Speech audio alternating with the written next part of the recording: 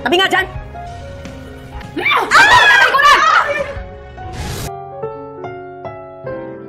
Ang susunod na programa ay rated PG.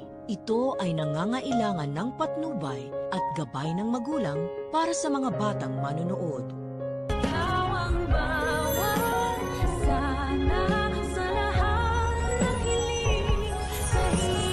Kaya may something si Zoe tsaka si Doc Carlos.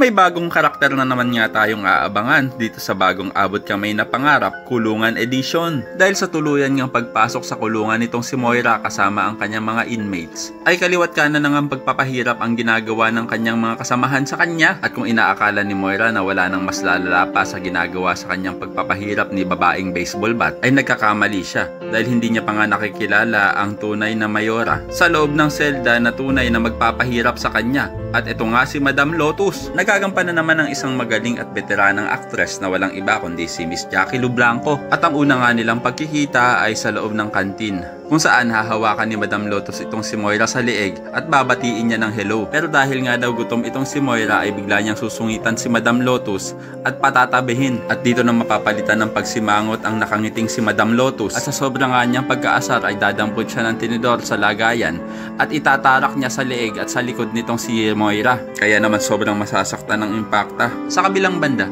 kahit sa tuluyang pagkakakulungan nitong si Moira ay nag-aalala pa rin itong si Giselle dahil nga sa may nabanggit itong si Moira na may mga galabay pa siya sa labas. Pakiramdam naman ni Robert na ang tinutukoy ni Giselle ay walang iba kundi ang kanyang inaakalang anak na si Zoe. Kaya naman pakikiusapan ni Robert si Giselle na tantanan na daw ang kanyang anak. Pero depensa ni Giselle na hindi lang naman daw si Zoe ang kanyang tinutukoy. Sigurado marami pa rin itong mga ibang kakilala sa labas na maaaring tumulong kay Moira upang ito'y makalabas sa kulungan. Samantala, ito namang si Diyosa ay bibigyan ng kulay ang kwento sa kanya ni Lynette na nakita niyang magkayakap sila Carlos at Zoe. Pakiramdam ni Diyosa na siguro daw ay merong something special itong sila Carlos at Zoe.